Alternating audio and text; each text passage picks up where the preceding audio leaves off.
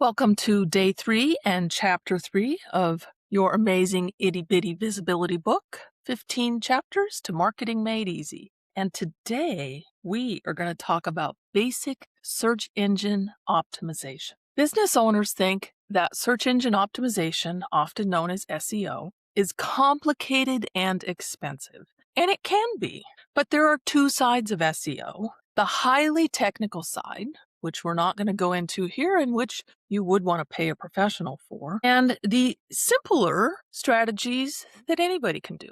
So today I'm going to go over some of those simple strategies. Number 1, everything you do on the internet will help your SEO if you link it to your website.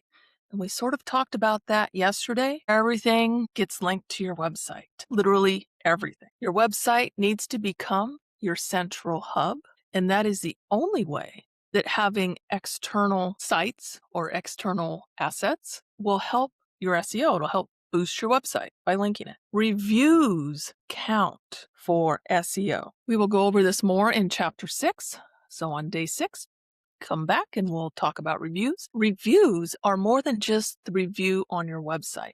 There's a reason for Google reviews, and that's because you have to sign in and you are a verified person leaving that review. And that's the same for any external review site. UpCity was a great one. There's other great sites that you can leave reviews on, even Facebook or LinkedIn recommendations. All of those count for your SEO, and they show up independently of your website if someone's searching for your name or your business with the word reviews on there.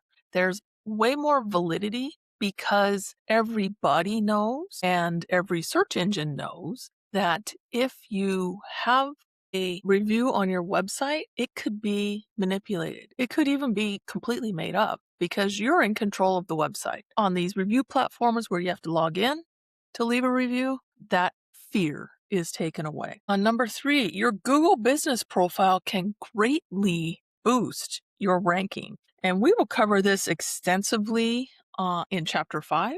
But let me give you an example. I'm a website designer, and over the years, I've tried various things. Some have been wonderful and helped my SEO tremendously, and others have tanked my SEO and bombed. For the most part, I'm organically ranked in my local area here or on the first page for web design or anything similar to that. However, if I try something and it doesn't work, I have gone from page 1 to page 10 or under overnight. It's that dramatic. And when that has happened, obviously, I'm not getting calls from organic ranking. Like, have you ever called anybody on page 10 or under in a search result for anything you've been looking for? No, you don't do that. But Maps uses an entirely different ranking system, an entirely different index, entirely different database. Everything's different. And because my Google business account was number 1 and has pretty much always been in my area, number 1 for web design, website design, all those variants, my phone still rang, even though I was technically nowhere else on the internet as far as Google was concerned. My phone still rang, and it was from Google Maps. So it is so important that you have, 1, a Google Maps listing, and 2, you're using it so that it will help your SEO. And again, we'll cover that more in a few days. Videos can boost your SEO. There is a reason why Google bought YouTube all those years ago. If you think about the last time you did a web search for anything, there was a high chance that a video showed up in that search, and it was a YouTube video. It wasn't from Vimeo. It wasn't something on Facebook. It was a YouTube video. And that is how YouTube will help your SEO. You might even embed that video on your website, but it's likely not the page on your website with that video that showed up. It's likely the video that's in YouTube that showed up. Oh, and did you link your YouTube channel to your website so that it makes that connection? If you didn't, please go back and do that. Social media affects your SEO. And we're going to go over this more on day 10 in chapter 10. So, how does social media affect your SEO? A lot of social media is public. A lot of LinkedIn posts are actually being pulled for AI overviews, and LinkedIn profiles are being referenced in AI overviews now. LinkedIn is really important for AI overviews if you didn't hear that. Facebook. I have my Facebook profile set to a professional profile and it's open to the public. So all the posts that I do on Facebook are eligible to be indexed in the search engines. And some of them do show up depending on what you're looking for. Oh, yeah. And did you link your social media profiles to your website? If you haven't, you might want to go back and do that. Number 6 is backlinks. And we're going to go over that in chapter 4, day 4, which is tomorrow. So backlinks are still important. They've been important since search engines came around. And all a backlink is somebody else's website linking to your website. It's like a vote of confidence saying, hey, this website is really cool. Check it out. So backlinks are important, and tomorrow we'll go over how to get those. Blogging. Are you blogging? Well, you probably had someone tell you a long time ago you need to blog, and you thought, I'm not really going to do that. It takes a lot of time, a lot of effort to write.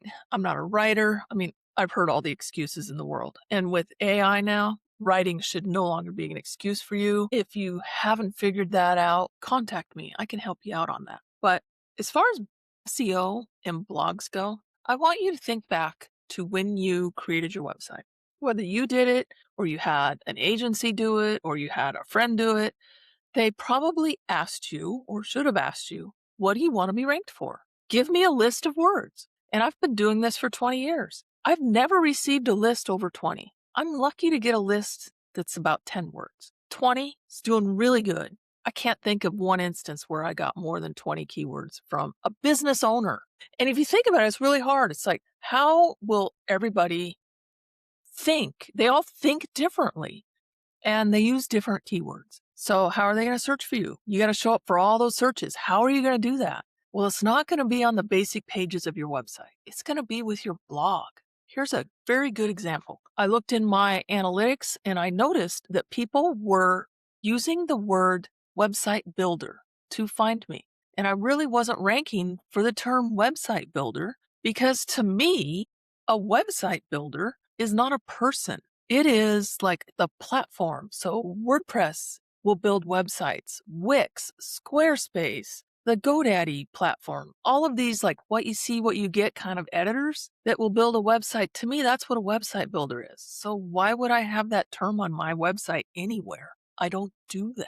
But I realized that other people reference a website designer as a website builder as a person. So I went out and I created 2 or 3 different blog posts that use the term website builder, and I started intersprinkling website builder instead of website designer in various places, linked all of this stuff together, and bam, I show up for website builder now. I would have never known that had I not looked at analytics, but then it's weird to put that on my main website. So I created blog posts around it. That is how you get more keywords into your website, is by using blog posts. It's a phenomenal technique. It has worked since search engine optimization has been around, and it is not going to quit working.